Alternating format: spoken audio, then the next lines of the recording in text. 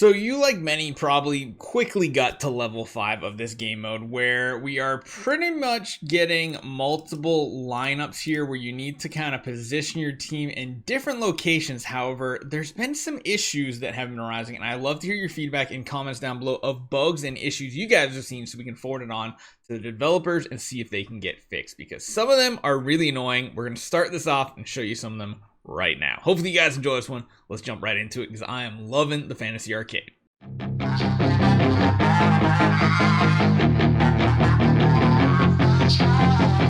So exactly as the title says, gotta love it. There's been so many people once you get to these stages that have these multiple tiers, multiple locations and everything, where you have these issues where things get stuck and then you basically just fail the missions and stuff like that, or you're just stuck and you can't do anything anymore. You can see it's always around the same spot. They get stuck kind of right around the centerpiece here, and this is also the first one that's had some glitchiness.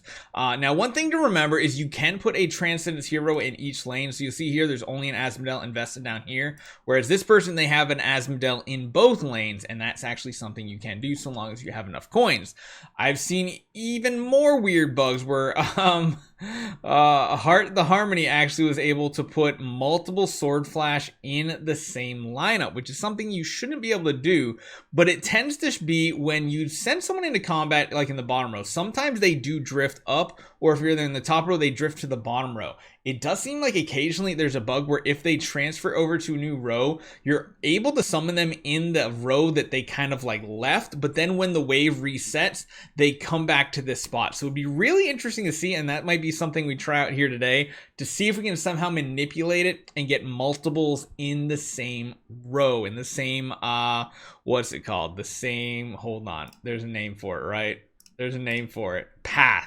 In the same path. So let's jump into it. Let's actually see if we can get this done here. This is our first time on stage 5. Typically, this is a good sound strategy to put 1 warrior and 2 mages on each side. However, I do try to upgrade the top path faster because they do tend to get more leaps. Anything that goes straight down the middle has the tendency to move up to the top row, and that's where they kind of need additional help. You can see 3 of them went here versus 1 down here. Again, the mage warrior strategy is just the best one out there. It's hard to beat it. It's just such a good one, and it does look like we are going to have to summon some warriors on the front top row to kind of keep tanking, because again, you can see just sheer amount of people and enemies there are coming in this path as well. So switching back and forth fast enough is something that is very important.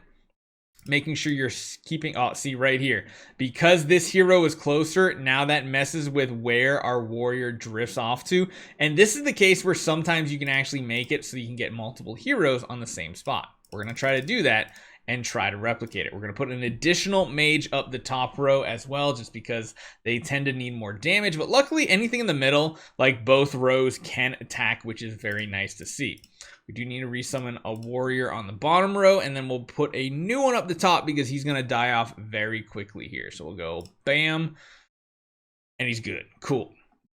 Now, the Rangers are weird because you can see here the Rangers, they're actually drifting down towards the bottom row and attacking the bottom row just because the warrior on the bottom row is further out. Again, the warrior has the tendency to be attracted to wherever it needs to be as far as the closest unit to the base, which is not really a great thing, honestly. We're going to have to resummon some mages down here. And now we're going to have to see where these warriors reset, because I think technically this warrior was summoned in the bottom row, but he kind of took his place in the top row. Doesn't look like we're going to be able to see how that works out, though, because, well, yeah, there we go. He died off anyway. This one usually is where you start running into, like, timing issues where you'll get a lot more of these units kind of piling up on you. And again, the goal here is just to try to get as many of these waves done as fast as possible so that you can summon more units and higher tier units. So the warrior is going to go down here. Warrior is going to go down here. All right, we get some resources. I hate how that animation blocks you from doing that right there. It's really, really annoying. Top path, definitely going to need both a warrior and a mage, and probably another mage Not bad though, because it's like getting rid of our old versions of the mage. So I'm not too mad at that. We just got to get the newest wave summoned out, and then it becomes a lot easier. So right there, we're going to lose the last one, which is cool. And we can actually summon that one down to the bottom row to kind of even things out. Bottom row can also use another warrior. And finally, we caught up with the timer. We are ahead by 1 second. Yes, 1 second. But hey, it does add up and it does matter. So hopefully we don't get any where the little guys are like bugging out and glitching out on the split levels. That would be really annoying. Let's see how this goes. We're going to have to resummon the warrior on the top first. They have so many more elites on the top. Look at that. 3 elites versus the 1 down the bottom. Kind of weird how that works out. And then we need to wait 1 second, wait till they start approaching and get closer so he doesn't make a beeline for the bottom row like the warriors typically do when they're coming to the top. Again, right here, it was annoying because we did actually have one down there. It should have worked out, but it kind of works at the same time because right here, I kind of want to wait to resummon any more mages. There we go. Because we get to break these through, we get them to the highest class, and once they're at the highest class, then it's much better because we have enough on everywhere. We got 3. Yeah, we'll go back to the top row. It's not bad because once they're in the highest tier, then they do get the levels that you're investing here. But they have to be this version in order to get the power-ups, it seems like. If I'm wrong, definitely let me know in the comments down below, but it definitely feels like how it is. All right, got to resummon the warriors next. That ranger is going to obliterate us. So now I'm going to wait on the warrior until right now because they are closer on that row. And that way it kind of hopefully keeps them in the right spot. Again, the top row's mage is getting hit. Again, not the worst thing in the world. I'm not mad at that. Because it's getting us replacements everywhere. And I think I might have messed up who is where. Oh man, I think we're short a warrior on the top row now. Actually, we're short on a warrior on each one. But again, if this one could die, that would actually be a little bit preferable right there. Come on. Okay, so we cleared out, and now you can see we have a very big mismanagement of resources. I mean, it kind of is what it is. We have one too many warriors on the top now, but it should even out just fine. The warriors will go down. We'll get more mages summoned out. Of course, we just need to replace one more of these mages down the bottom. So I'm tempted to let the bottom one kind of just die off and then resummon a warrior. Top row, when that first warrior goes down, we're going to resummon a mage in his place. And then actually, you know what? We should just hold those spots open because we're about to get Vesa unlocked very soon here.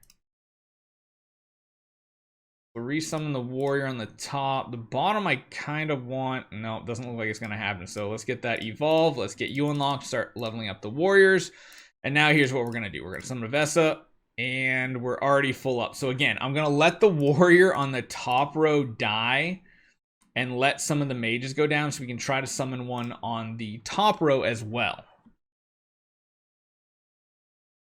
On to wave number 7 here.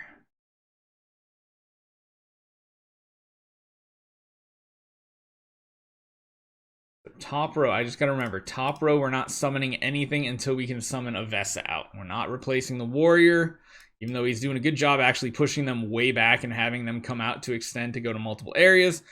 And actually down the bottom, we're gonna wait too, if possible. I don't know if that actually is going to be possible though. Our damages might be too good right now. I'm hoping this one mage does go down to the archer though, which does seem possible. So there we can go and do that. And yep, there we go. So both have good spots. I mean, the one mage didn't die, sadly, but if we're stuck with one, that's not the biggest concern. What we really need to do is by the time we get to wave 15, have an Asmodel as well on both the top and the bottom rows. Bottom row, again, I might try to see if we can just wait and see if the warrior can die and then this first mage can die, because this mage is literally creeping up the closest out of anybody, so that might be good. And again, we want to be able to replace these warriors very soon as well with the higher tier versions, because we might get enough experience right here. Top row, I'll just summon one out. Bottom row... Doesn't look like he's gonna die, especially when you have 2 healers healing the same unit. Yeah, it doesn't quite happen the way you want it to. We're really close to getting to the next level, but not quite there. Next level means we're gonna get the second version of the warrior, so if they do fall, that's fine, but the Vestas really do give them so much more survivability with the healing they provide. So bottom row one is gonna go down. We're gonna get that. Come on, let me click. I'm gonna upgrade them to the next tier, and the bottom row will send a new warrior out. Top row will send a new warrior out, which will go randomly to the bottom. Okay, sure. If you say so, game. It looks like we might get stuck with that one mage, so it's gonna be interesting. It's gonna be very, very interesting here. It is annoying when like the units are like too far out and you can't just skip to the next wave. But this is typically what you should be able to do, is a Vesa in each row, and then eventually we'll get a warrior. We need 2 more levels, and we'll be able to get the warriors up high enough to make an Asmodel in both lanes. I think for right now, though, we're in a really, really good spot.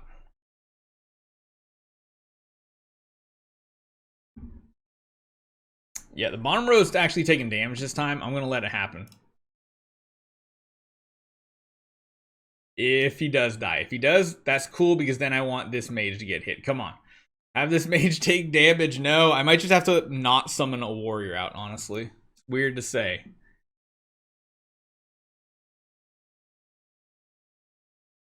Man, this is annoying when this happens, when like not everybody goes and engages a unit. This might help though.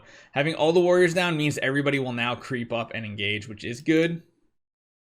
And then we'll wait on path 2. We won't summon just yet.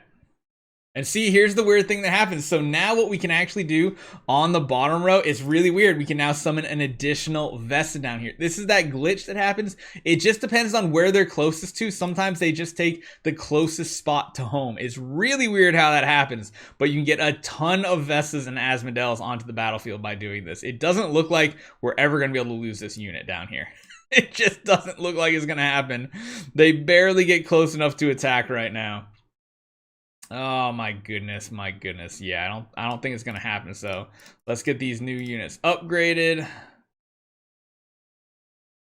Let the warriors die off one more time, since we can summon the new versions here, and then everybody will approach, which means everybody will move out.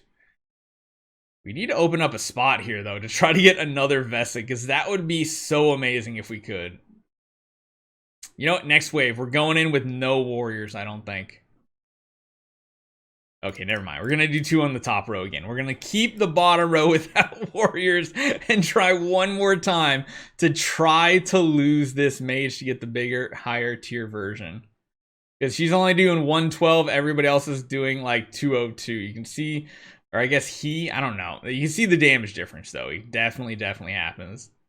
Oh, the full heal is never going to happen. Oh, all right. Well, I guess we'll summon them out to speed things up as well. Kind of annoying. We're on wave 12. We're going to get very close here. We're nearing the Asmodel time, and we should have a spot on both the top and the bottom row. And then maybe we can summon an additional unit. We'll have to see. But yeah, this is what's the annoying part. When the unit gets stuck way back here and your range units are not coming out. This is exactly, these are both scenarios that we talked about previously, where I was like, everything is just in the wrong spot. So right now I'm taking a screenshot. We got 3 Vestas on the battlefield. Let's see what we can do with Asmodels as well. Hopefully this is the wave that we can unlock Asmodel. Warriors are taking a beating. Honestly, maybe it's better off if I don't let this, or I just let this warrior die. However, the Vesa healing is just way too strong. Like... This strategy is just too good. It's way too good. Having multiple of the transcendence heroes just makes things so overpowered. I love it. So far nothing's stuck, but I'm probably jinxing it by saying that. Everybody's coming way far out too, which is really good. Just in case something does get stuck. Because if it gets stuck and nothing happens, then you're really out of luck here.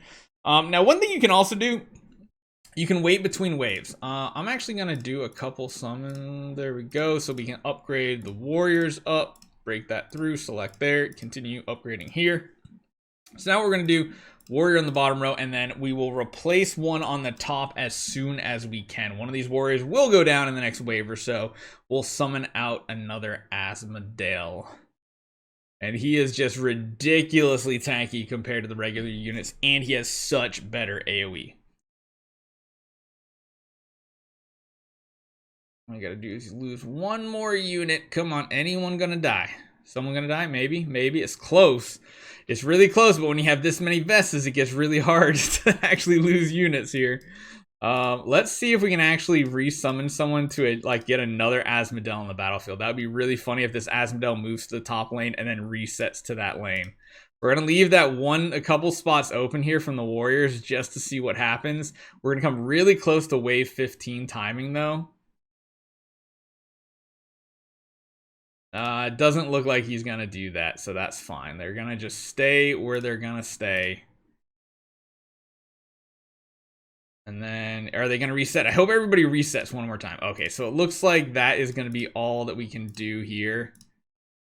And that is going to be our squad. So, we weren't able to trick it. Now, this one's tricky, though, because it's another Dominator wave. So, we need to try to make sure we're ready to go with more warriors in the top row the second we get everything cleaved down. So, right here, we can start resummoning them because it should kind of counter when he does his cleave attack. Oh, we might have got too close right there, but I think we're okay. There it is. So we can resummon them real quick to keep them away from our mages. The bottom row is doing just fine too. There's another big attack. Another big attack. His cleave should be coming in a second. All right, we can summon a couple units back here. Wait on another warrior. Our Asmodale actually got stunned. Oh, we got some guys in the way back too here. Let's resummon our warriors. I think we'll be good. Timer-wise, we're probably not going to make it, but hey, it is what it is. We're just going to keep chucking as many warriors at him as possible to make sure he does not approach our ranged units very quickly. Our Asmodale down the bottom, though, is stuck, which could be a problem and a reason why we don't beat wave 15 right here. Is it? He's using his AoE. Okay, so we did not get the... Wait. I was like, oh my god. And we actually got the timer too, so we got everything out of there. But man, those are some of the bugs and the interesting things that you can do, summon out multiple of a hero in a lane. Let me know if you guys have come across it. Let me know if you try to manipulate it like I did too. And I'll see you guys next time.